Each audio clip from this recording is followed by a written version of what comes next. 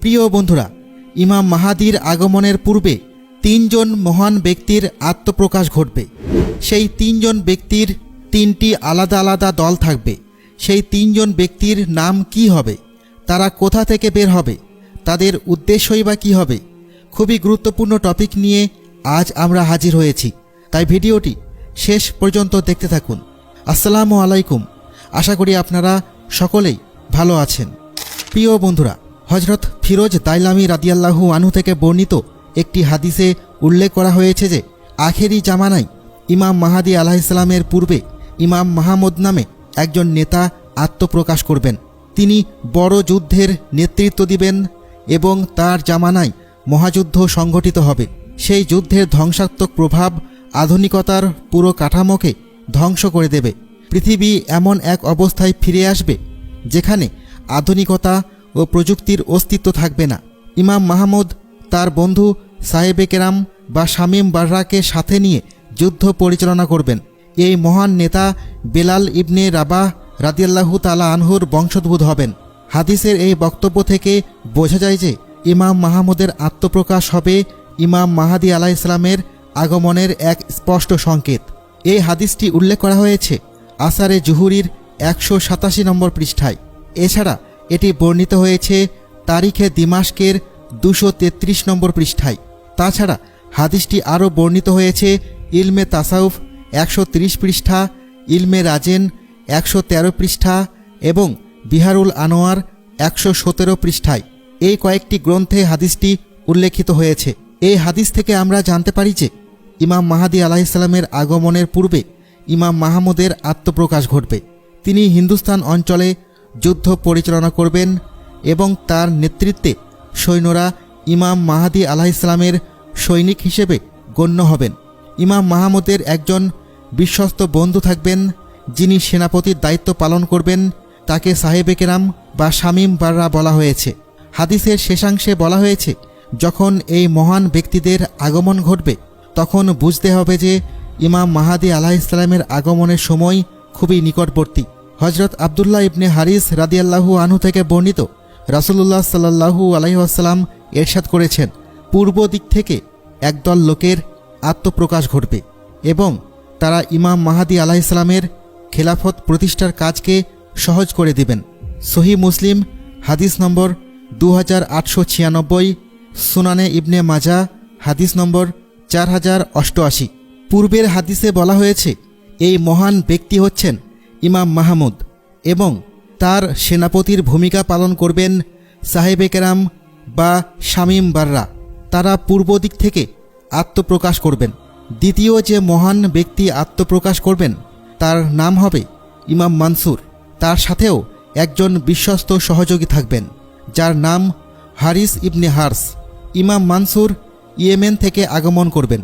হাদিসে উল্লেখ রয়েছে হজরত আলী রাদিয়াল্লাহু তাআলা আনহু বর্ণনা করেছেন রাসূলুল্লাহ সাল্লাল্লাহু আলাইহি ওয়াসাল্লাম বলেছেন, নদীর পেছন থেকে একজন ব্যক্তির আবির্ভাব হবে, তাকে হারিস ইবনে হার্স বলা হবে। তার আগে একজন ব্যক্তি আগমন করবে যার নাম হবে মানসুর।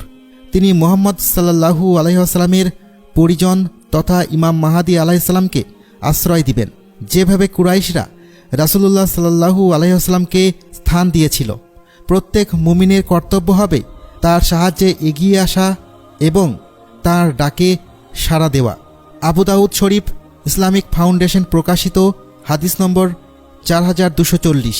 এই হাদিস থেকে আমরা বুঝতে পারি যে ইমাম মাহাদি আলাইহিসসালামের আগমনের পূর্বে ইমাম মানসুর এবং তার সহযোগী হারিস ইবনে হার্সের আত্মপ্রকাশ ঘটবে। তাদের আগমন হবে ইমাম মাহাদি আলাইহিসসালামের আসন্ন আগমনের আরেকটি সুস্পষ্ট সংকেত। তাছাড়া হজরত আবু হুরায়রা রাদিয়াল্লাহু আনহু থেকে বর্ণিত, তিনি বলেন রাসূলুল্লাহ সাল্লাল্লাহু আলাইহি ওয়াসাল্লাম বলেছেন, কিয়ামত ততক্ষণ পর্যন্ত হবে না যতক্ষণ না পর্যন্ত কাহতান গোত্র থেকে এক ব্যক্তির আগমন ঘটবে যিনি মানুষকে লাঠির সাহায্যে পরিচালনা করবেন। সহিহ বুখারী হাদিস নম্বর 3517, সহিহ মুসলিম হাদিস নম্বর 2910। এই হাদিসটি উল্লেখিত হয়েছে আরও অনেক গ্রন্থে। এখানে বলা হয়েছে যে কাহতান গোত্র থেকে আগমনকারী ব্যক্তি হচ্ছেন সেই ইমাম মানসুর। যিনি ইমাম মাহাদী আলাইহিসসালামের পূর্বে আত্মপ্রকাশ করবেন। এই তথ্য জানা আমাদের জন্য জরুরি, কারণ ইমাম মানসুর সম্পর্কে জ্ঞান থাকলে তার আত্মপ্রকাশের মাধ্যমে আমরা বুঝতে পারব যে ইমাম মাহাদী আলাইহিসসালামের আগমন অত্যন্ত নিকটবর্তী। তারপর ইমাম মাহাদী আলাইহিসসালামের আগমনের পূর্বে তৃতীয় যে ব্যক্তির আগমন ঘটবে তার নাম হল শুআয়ব ইবনে সালেহ। এই বিষয়ে একটি হাদিস বর্ণিত হয়েছে, বনু আব্বাস থেকে একটি কালো ঝান্ডা বের হবে, অতপর খোরাসান থেকে আরও একটি কালো ঝান্ডাবাহী দলের আত্মপ্রকাশ ঘটবে, যাদের টুপি হবে কালো এবং পোশাক হবে সাদা। তাদের সম্মুখে একজন ব্যক্তি থাকবেন যার নাম হবে শুআয়ব ইবনে সালেহ অথবা সালেহ ইবনে শুআয়ব। তিনি তামিম গোত্রের একজন হবেন। তারা সুফিয়ানির সৈন্যদের পরাজিত করবেন, এমনকি তারা বাইতুল মাকদাসে উপস্থিত হবেন। তারা ইমাম মাহাদী আলাইহিসসালামের খেলাফতের পথ সহজ করে তুলবেন। হাদিসে আরও বলা হয়েছে, সিরিয়া থেকে 300 ব্যক্তি এসে শুআয়ব ইবনে সালেহের দলে মিলিত হবে। তার আত্মপ্রকাশের পর থেকে ইমাম মাহাদী আলাইহিসসালামের খেলাফতের দায়িত্ব গ্রহণের মধ্যে সময় থাকবে 72 মাস, অর্থাৎ শুআয়ব ইবনে সালেহের আত্মপ্রকাশের 72 মাসের মধ্যেই ইমাম মাহাদী খেলাফতের দায়িত্ব গ্রহণ করবেন। তাছাড়া এই শুআয়ব ইবনে সালেহ সম্পর্কে আরও একটি গুরুত্বপূর্ণ হাদিস রয়েছে, সেটি হল হযরত সুফিয়ান কালবি রাদিয়াল্লাহু আনহু থেকে বর্ণিত। তিনি বলেন, ইমাম মাহাদীর পতাকা তলে একজন যুবক থাকবে, যিনি অল্প বয়সের হবেন। তার দাড়ি হবে পাতলা এবং তিনি হলুদ বর্ণের হবেন। তবে ওয়ালিদ যে হাদিসটি বর্ণনা করেছেন সেখানে হলুদ শব্দের উল্লেখ নেই। তিনি যদি পাহাড়ের সম্মুখীন হন, পাহাড়কেও তিনি কাঁপিয়ে দিবেন। আর ওয়ালিদের বর্ণিত হাদিসে বলা হয়েছে তিনি পাহাড়কে ভেঙে ফেলবেন, এমনকি তিনি ইলিয়া বা বাইতুল মাকদাসে গিয়ে উপস্থিত হবেন। কিতাবুল ফিতান, পথিক প্রকাশনী, হাদিস নম্বর 1068। এই হাদিসগুলো থেকে আমরা জানতে পারলাম যে ইমাম মাহাদী আলাইহিসসালামের আগমনের আগে 3 জন মহান ব্যক্তি পৃথিবীতে আত্মপ্রকাশ করবেন। 1 ইমাম মাহমুদ এবং তার সাথী সাহেবে কেরাম।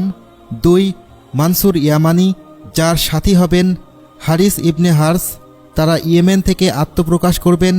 3 শুআয়ব ইবনে সালেহ, যার বাহিনী এতটাই শক্তিশালী হবে যে তারা পাহাড়কেও কাঁপিয়ে দিতে সক্ষম হবেন।